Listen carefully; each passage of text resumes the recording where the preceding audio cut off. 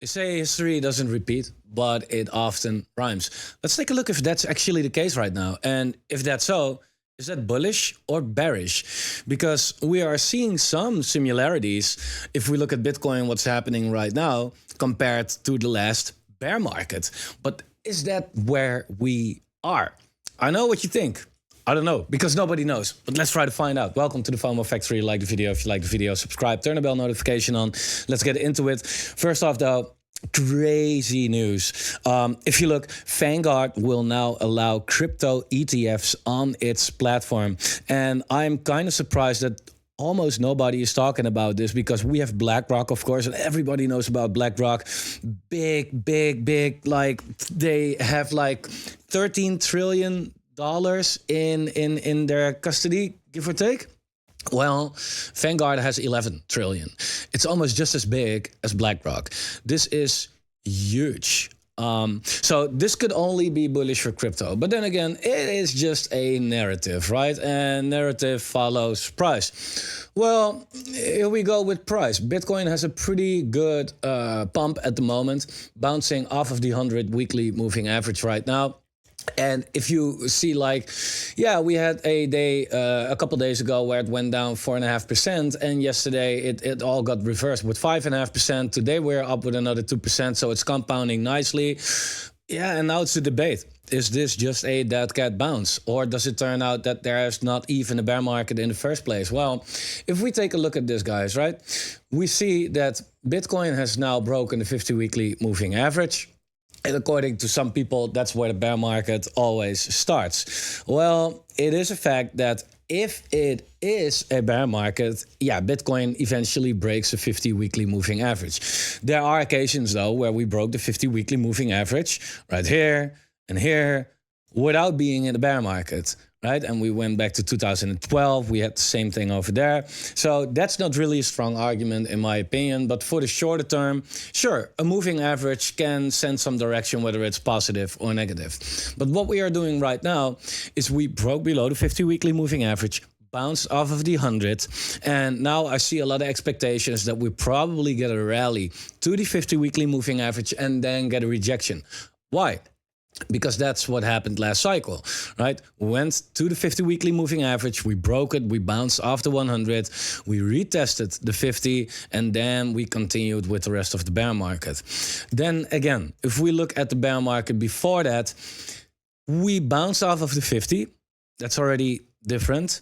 Then we broke it. We were in the middle for a while, and the 100 weekly moving average was kind of non-existent over there. We just broke it.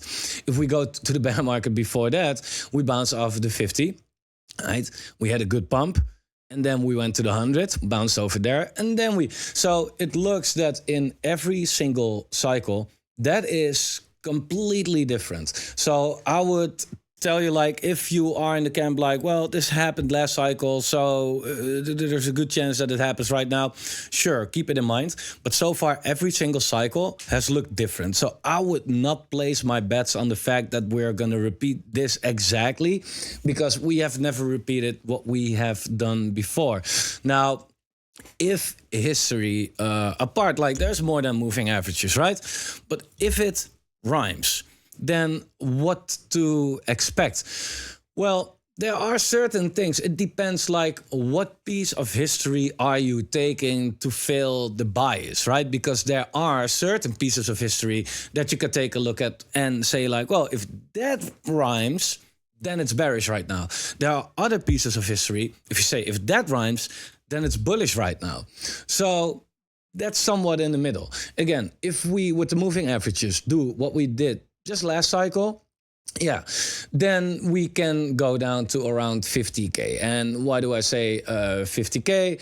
Well, if you take a look, Bitcoin from the top to the 100 weekly moving average, that was now 50%. Here from the top, everything is diminishing, of course, to the weekly moving average, that's another 35%. If you take it from this point where it eventually broke below, there was another 50%. So if you would take it from the 50 weekly moving average, or the 100 over here, and you take it down another 35%, we are coming around at, $55,000, right? that would be the ultimate, like, and that's not even what I think is realistic actually. But if you are a bear, then I can assume why you are expecting that.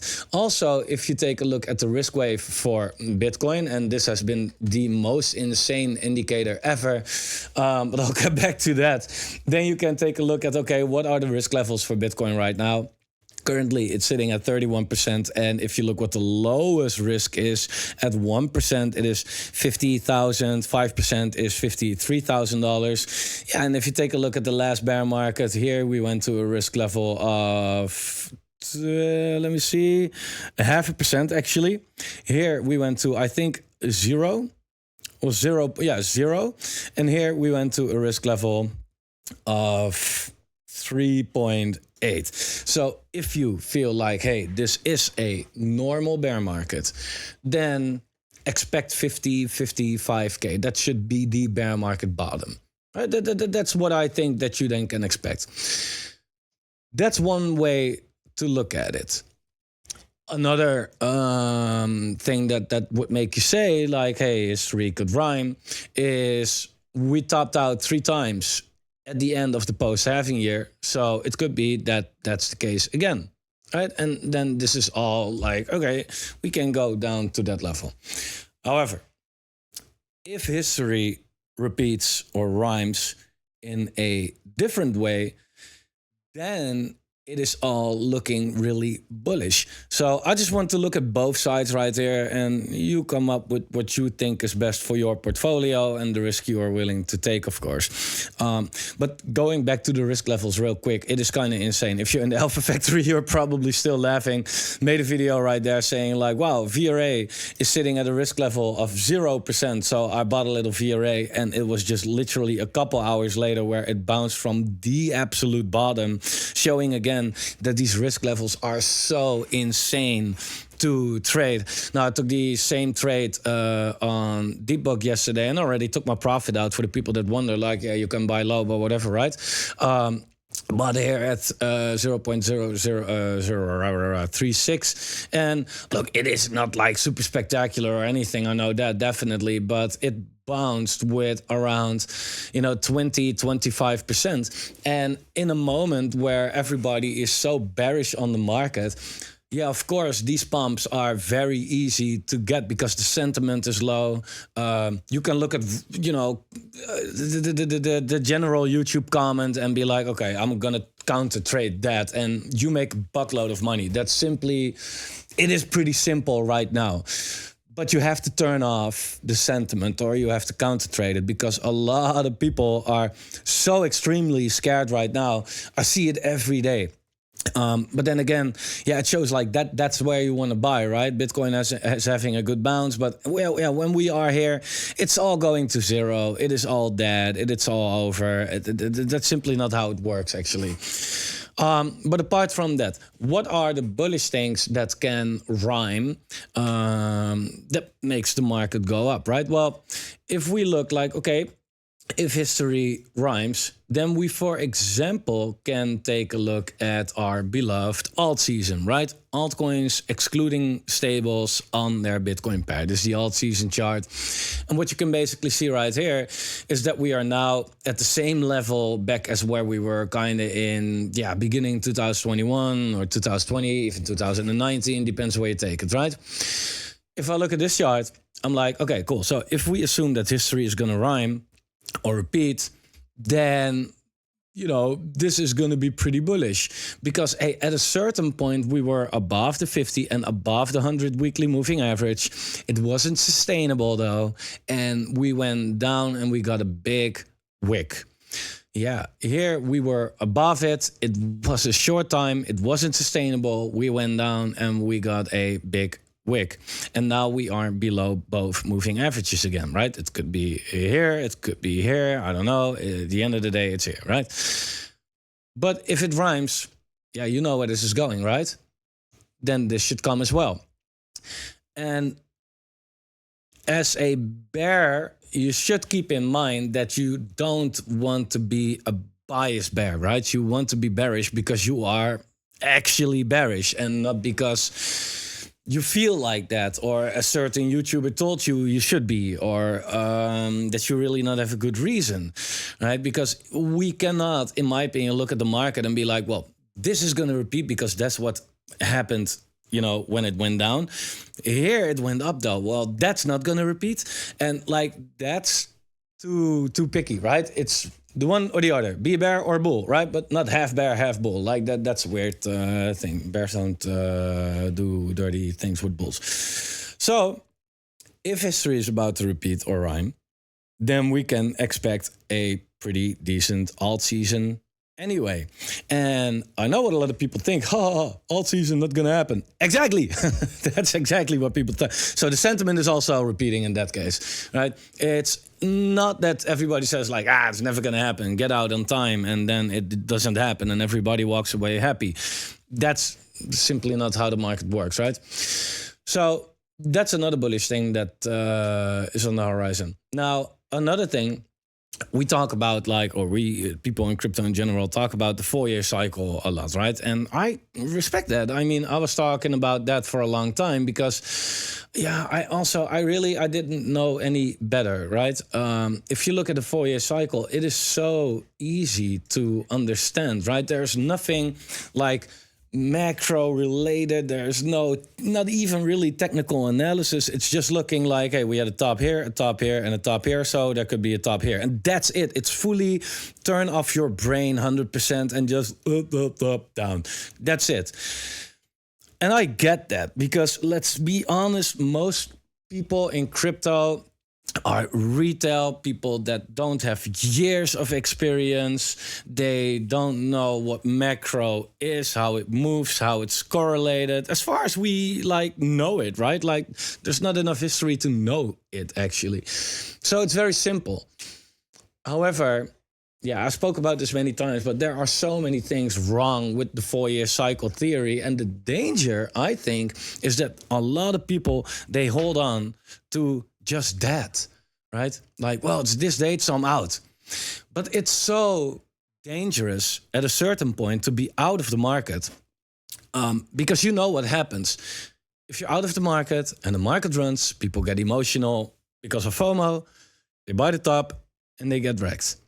Sometimes it's more dangerous to not be in the market than to be in the market. And that's exactly what the sentiment is saying as well. Like, again, deep book, for example, right?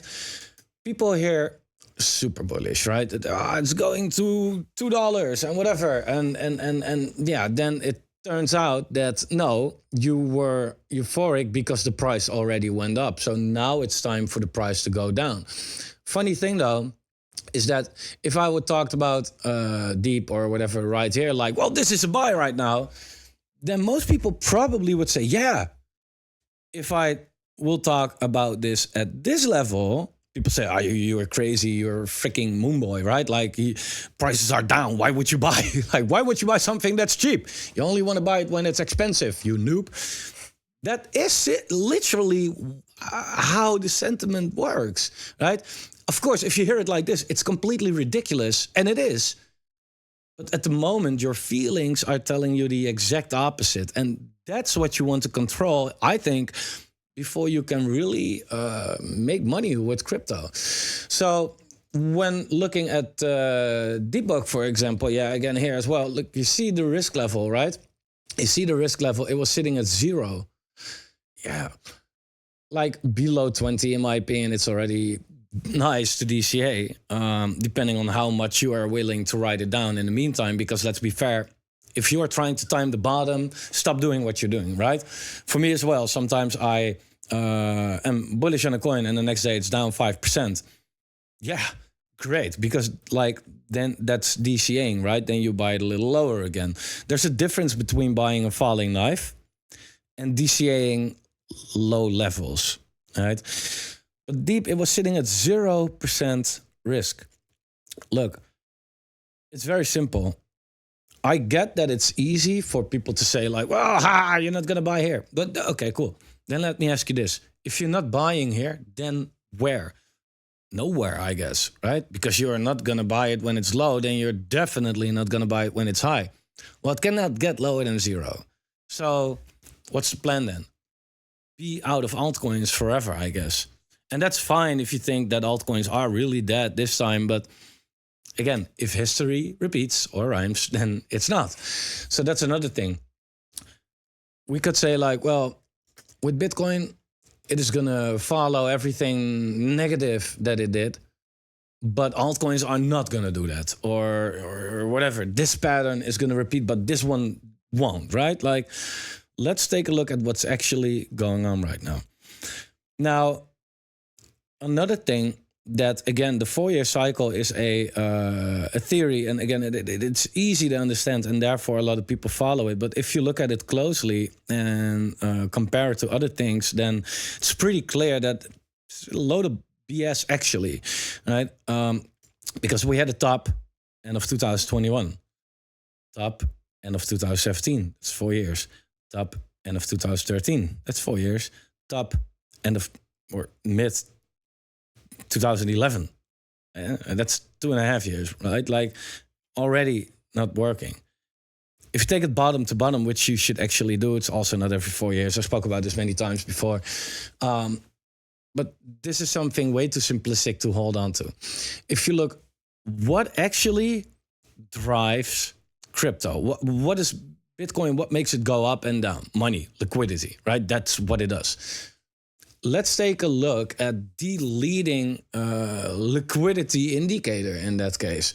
And then we go back to the ISM, right? And the ISM is actually showing that, hey, this is showing every peak, end of 2011, end of 2013, end of 2017, end of 2021, the whole distribution area. I cannot make this more clear that Bitcoin is following the money, right? And this chart reflects best if there is money in the first place. Now, if you look at the ISM right now, yeah, no, not really, right? And is that different? Look, Bitcoin wasn't around back here, right? So therefore we say like, well, there is a 4-year cycle because this is what Bitcoin is doing all the time, except for 2011. Somebody, if you care to explain that, please do so. But Bitcoin wasn't around back here. So if we look at like, is it different if Bitcoin goes into an extended cycle? No, it's not, because the ISM and the stock market goes into an extended cycle way more often, right? We had the top in 2009 and a top in 2004. Like, this is already a 5-year cycle, right? We had the top here in 1992, and here we had it in, okay, that was 4 years. Here we had 1987, 1988, depends. Here we had it in 1993. Right, so it is kind of all over the place, right? 1968, 1972, 1976. You see, there's a lot of 4 years right here, right? And that's overall how the business cycle works, but it's not always the case. Right? It's not always the case that it's in a 4-year cycle. Right? Here, 1978, 1980. Sometimes it's 3, sometimes it's 5, sometimes it's 2. If you now look at the whole refinancing of the debt, then we can already see that it's more than 4 years. And we can already see by the ISM, it is already more than 4 years. Or it has to top out this month somewhere, but it can't because the numbers just came in and it actually went a little lower, right? So the 4-year cycle is already off the table. The only thing that you should realize is, yes, Bitcoin follows this, right? Why would we look at a Bitcoin-only cycle and say like, well, 1, 2, 3 times of accuracy? And why would we ignore the actual ISM and say like 1, 2, 3, 4 times of accuracy? That doesn't make sense, right? How the logic isn't like but I think most people don't know about this. And yeah, then it's really hard, right? So the ISM took a hit, right? It went down quite hard this month, actually. But it is pretty funny to see how that's still correlated with Bitcoin. If you take a look right here, how Bitcoin and the ISM are now both going down again. And a lot probably still has to do with tariffs. Right, the tariffs are really a thing that's it's not really making it clear yet. If you look in 2019, QT ended. In the beginning of August 2019, here QT ended, right? And sorry, wrong year, August 2019. And what happened? The ISM still went down a little bit. Why is that? Well, because QT ending is not the only ingredient for the ISM, but I think like it's good to mention it because QT ended right now, and people are saying like, oh, it's not necessarily bullish. It's fucking bullish. It's literally that they stop sucking out the liquidity of the market. How is that not bullish? Let's not try to overcomplicate that. This is bullish, right? Is it as bullish as saying like, hey, QE, right? Liquidity injections? No. But they don't take away the liquidity anymore, at least. And it's a step into the right direction because, hey, QE could start, right? Next month, in half a year, in a year. Rates are going to be cut like crazy. There's probably already a 25 base point cut this month, but that's not going to cut it. But when Powell's going to go, then, yeah. Crazy. That's crazy. So then we have no QT. We have big rate cuts. We have the ISM already sitting at a low level, which could only get higher. Because yes, this is a floor, right? If you go below this, you're in a recession. And what do they do in a recession? They print money, and we see what happened with COVID back then, like, and up it is, right? But here we had the China trade war, basically. So therefore, it still went down first. Now we kind of have a global trade war, like America is kind of arguing and making these wars with everybody in every country right now. Yeah, that eventually also will blow over, right? Like, I don't know when, I don't know how, that's not my field, but that won't be like that forever. So yeah, things are bad. Things are bad. Yet Bitcoin is sitting at 90K, right? Can you imagine if things get a little better? Things haven't been like really good, right? The only decent period that we had was the end of 2024. You can see it as well. But there we also had some final cutting eventually, and there were a lot of macro factors that made this go up. And that was the end of 2024. And what happened at the end of 2024? Well, that happened to be the only period in the market where altcoins finally at least got a decent pump, right? Some 10x, some 20x, but again, against Bitcoin, it's not that spectacular, right? But you see how that correlation works right there. Whenever this thing goes up, that's where it gets insane. Now, I do want to make a statement real quick because I love looking at Rob's channel, Digital Asset News, and he was also maybe also looking at it. And he was also talking about the ISM, but I noticed that he made a small mistake right there because he was talking about the ISM PMI. And for those who've seen the video and be like, well, ISM PMI is different than a manufacturing new orders. Manufacturing new orders is a leading indicator. The PMI, it has a lag of like 3 months. It's more of a sentiment indicator, right? So that's not the one that you should compare with Bitcoin. This is the one that is actually correlated with Bitcoin, with the S&P. If you go back, it marked every top. Nuts, right? So this is the one and only chart that you should look at. And again, if you feel like, yeah, we are going into a deep bear market, then fine. But please explain to me then, Bitcoin, can you come back, please? I need you for this one. Yeah. Explain to me then, when did Bitcoin go into a bear market without the ISM going down? Here, Bitcoin went into a bear market, ISM really went down. Bitcoin bear market, ISM really went down. Here, ISM really went down. Here, the ISM really went down. The ISM is already down. Could it go lower? Yeah, it could go lower, but not from here to here. So why would Bitcoin then go into a regular bear market? This is the only thing we need to take a look at. And I know how hard it is to hear, like, well, extended cycle theory. Look, everyone who ever talked about an extended cycle theory, did they have a good reason? They had news and narratives. But news and narrative, it's nice, but it doesn't matter. It's not that like, hey, we have a piece of news, so now it's going up. No, the market does what the market does, right? Price leads. But this, the blue line, ISM, is the price that leads. This is not news. This is not narrative. This is simply showing, are people having the money to spend it on whatever, let alone on risk assets? If it's here, the answer is no. You're not getting a big Bitcoin run. You're not getting an alt season. If it's here, Bitcoin has always gone parabolic, and that always marked an alt season. So why am I bullish then? When it's here, when things are not good? Because there is a lot of upsides. You can wait until we are here to get bullish, but then you missed out on a big bunch of gains already, right? And in the meantime, I'm like, okay, I realize, right, and I hope you do too, that crypto is PvP. It's player versus player, right? If you win, it means, if you win big, it means that somebody else loses big or 10 others lose, right? Like whatever. But it's PvP. I'm just trying to realize, like, who are we playing against? Do we have institutions which are smarter than us?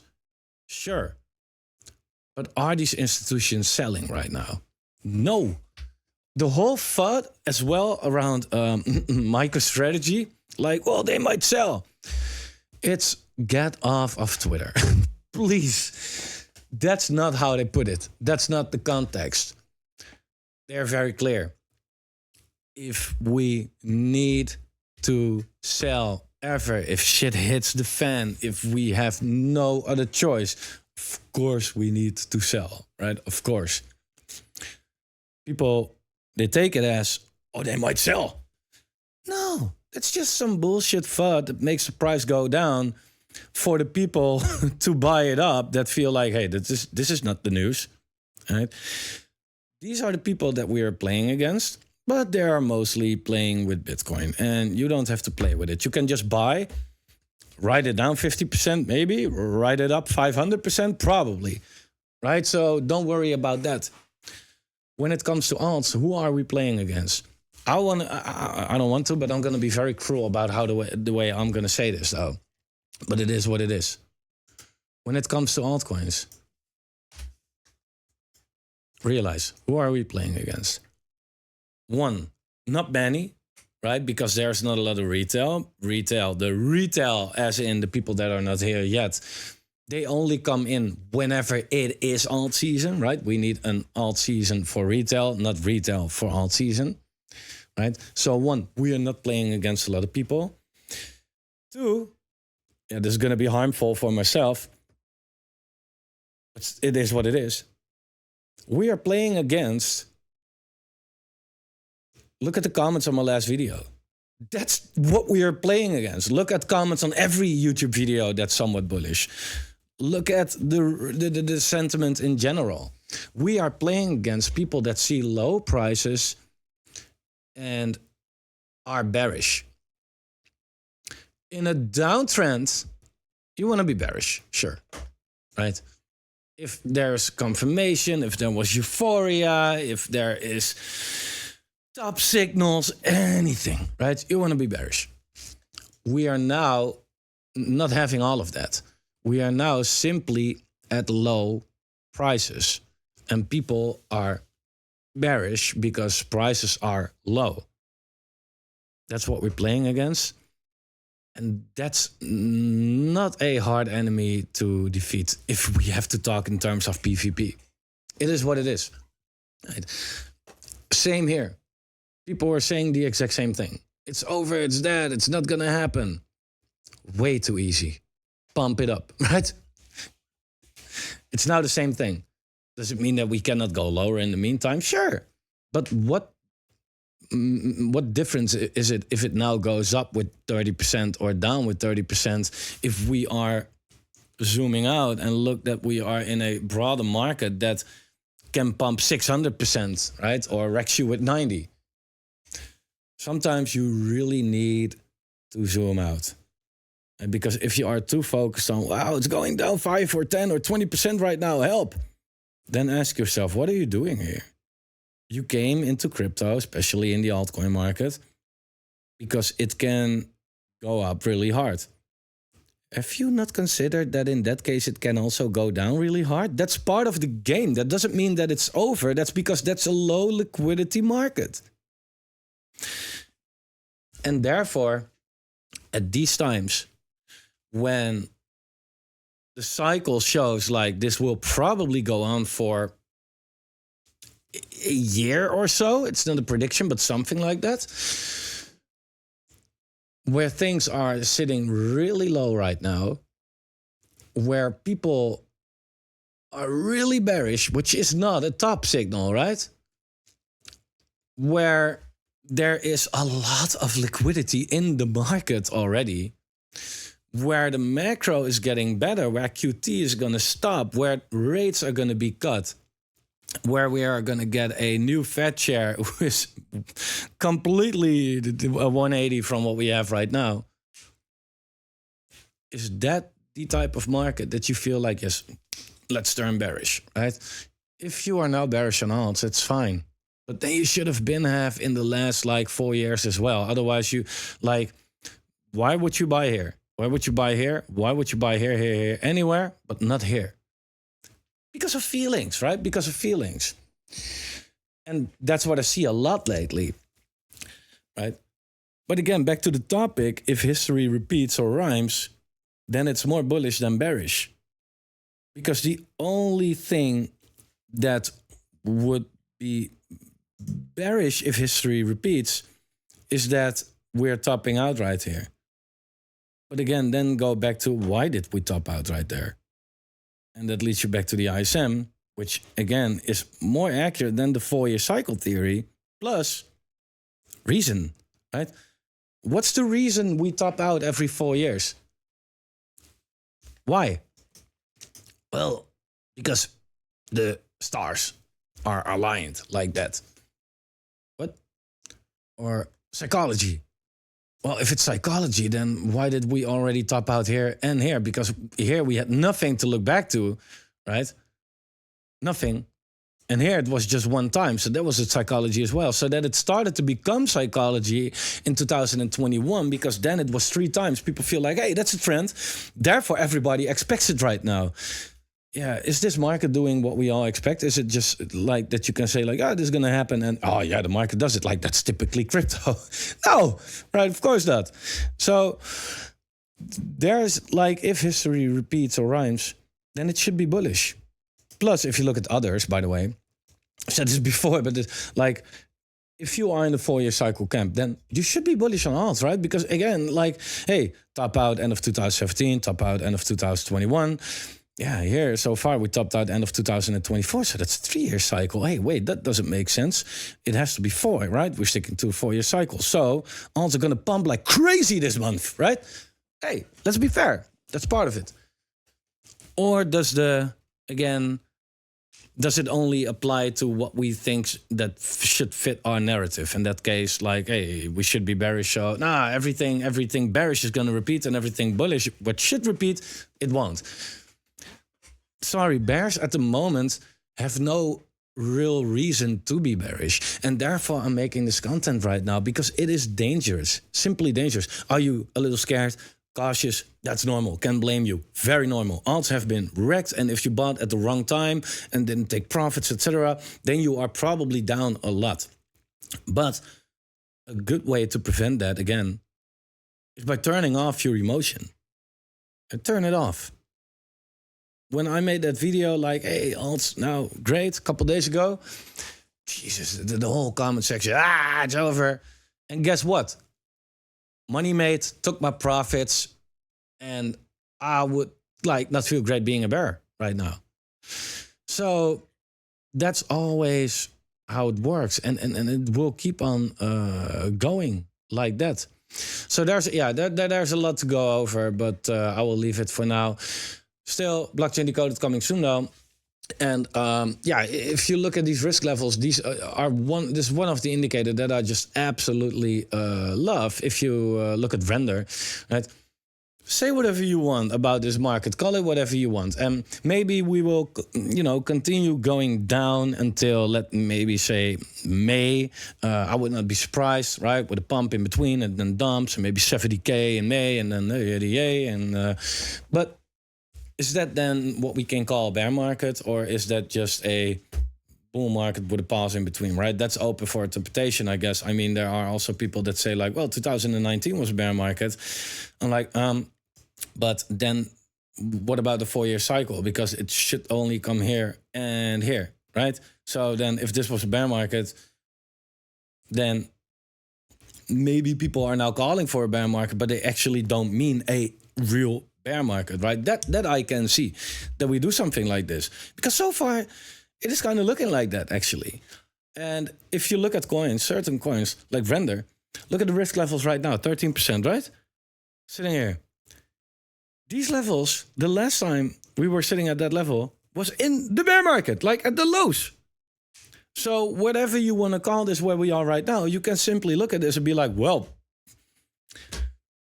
not a bad place to get maybe some of these coins right now. And do with it whatever you want. It's not financial advice, suit for yourself. But I think it's irresponsible from my side to be the typical YouTuber that says like, whoa, it's going down, let's be bearish right now because prices are low. And then you miss out, buy the top. Like, nah, I'm not going to say what you want to hear. I'm going to say what I think you need to hear. And if you, like, let's be fair, that's the best way to do it, right? So this whole thing, it puts it in perspective already. And if you look at Render, it's just an example, right? But also it shows like, hey, we are here right now. This risk level of 13.2%. We spent around 4.5% of the historical time at this risk level. It's not a sustainable level. So where could it go? Lower? Yeah, we spent like 5% there, 1% there, and 0.15% at the lowest one. So these low levels are not sustainable, right? You know what is sustainable? More? Around 50 up to 60%. We spent 33% of the time only at these 3 risk levels. That's 10 times as much as this whole lower range where we are right now together. 3 times, sorry. So it's way more likely that we will hit around these levels relatively easy. Yeah, and then you can see like, well, that's $5, $5.80, $6, right? It's now $1.70. So what's the downside? Yeah, lower $1, right? Like $1.40, $1.20 against $6. It's now $1.70. Hey, you do you. Is that a good risk-reward ratio? For me, it is. Right? And then if I look at that, that's the data that we need to trade with, right? And not the emotion that we feel because, I don't know, because the market is going down and it will all go to zero. Jesus, if you are in crypto for a while, you know that like whenever people start to say that's your ultimate buying signal, right? We can take a look at all these indicators right here. But the sentiment, holy, like that's the best one ever. So whenever blockchain decoded releases, and the plan is to do that soon, this is one of the indicators that has been every single trade that I made lately has made me money. I'm not gonna, like, really. And I only use this indicator for it. That's it. That's it. That's it. The fun thing is though, that we have a lot of indicators, exclusive ones, right? Like this one, made it ourselves. Oscillator risk metric, the RSI cross signal, a lot of ones. And we all combine that and put that into a heat meter. And that heat meter just shows, is it low or is it high? And when it's low, you buy. When it's high, you sell, move on. So easy. Right? Then you can ignore news and you can ignore your feelings, ignore the calendar, ignore everything. Doesn't matter. It all doesn't really matter, or it really doesn't matter. Right? It's all you need. So, yeah, whatever gonna happen in the short term, I don't know. I said it in one of the latest videos as well. Like, hey, when we were here, I said like, yeah, this whole 92, 94 area, probably short-term resistance. First attempt, yeah, we got a good rejection from it, right? We went down with 10K from that level. We are now there again. So we'll see. Like, I'm still saying the same thing, that as long as we are below or at this level, it's going to be hard, right? Short term. Positive thing is, though, we got a good rejection, but still we now made a higher high. So the short-term momentum on the daily is now turning around, right? You see we make higher highs and higher lows. So that's good. But I think that this level right here is the big enemy up till, let's say, well, maybe even 95K. Right, so Bitcoin has some work to do. The Bitcoin dominance, which I also think, by the way, is very funny, because we always... where certain people speak about the 50 weekly moving average being like nothing matters. This line, that's the key line, right? Okay, cool. But if we look at that and we put it on the Bitcoin dominance, right, which we can also see that if we break that in the previous cycles, yeah, then it's down. And when we break that, it's down. Yeah, we are below the 50 weekly moving average for the Bitcoin dominance as well. And it hasn't even really done a decent attempt to go above it. So if that all matters that much, then you can at least say, right, like, okay, cool, bam, Bitcoin dominance down, alt season, right? And that's still going to happen. I can guarantee you that. The only thing that I'm not going to guarantee is when it is going to happen, right? Because the one big mistake that I made publicly on the channel, not the only, but the one big mistake, was saying alt season end of 2024, beginning 2025. Yeah, and that was only based on the 4-year cycle. that using that cycle, that was the reason for that mistake, right? And it did pump right there. Maybe also a little because of self-fulfilling prophecy, right? But it wasn't an alt season. And now it's also pretty clear to me, like if you overlay the ISM on this, yeah, then you'll know that, hey, alt season, it never happened when the ISM was at low levels, right? We got an alt season right here. ISM was already really high. Here we got an alt season, ISM was already really high. Makes sense. People want to spend a lot of money on stupid, risky shit, as long as they have that money. If they don't have it, then they can't, and they won't, and they will not, right? So... yeah, it will happen. The question is when. Yeah, and that's hard to predict. I'm not going to sit here doing that. But again, QT just stopped. We're getting more rate cuts. So the ingredients are getting better and better. So, yeah, I said it in April. I said it in here as well. Like, being bullish at these low prices, it is not wise. And another time checked off why that is actually the case.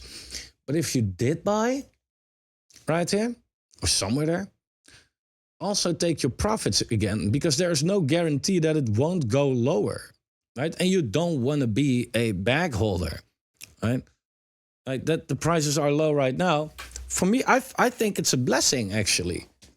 Because if you were able to buy in the previous low and take your profits right here, then you can now look at these low prices and be like, nice, I'm comfortable. But if you never take your profits and you only write it down, yeah, then it sucks. And that's what we do more in the Alpha Factory as well. Being more specific about these signals. Yeah, I'm pretty comfortable to say that again, there's going to be max pain in every market. And the max pain this time is not going to be like this, where everybody says, oh, we're bullish going to 100K. And then bam, down. That was max pain for every bull. And everybody was bullish. Everybody is bearish right now. So the max pain should be up. Yeah, and then again, if you look at the ingredients, ISM and all of that, that backs it up why it will go up. If you are bearish, It's fine. Well, probably not fine, but you do you. Let me know why. Why? What? Oh, I'm really curious because there doesn't seem to be a real good reason for it, apart from a theory that's not that accurate. So yeah, that's it. Thanks for watching. Way too long. Like the video if you like the video. Subscribe, turn the bell notification on, and I'll see you in the next one. Bye bye.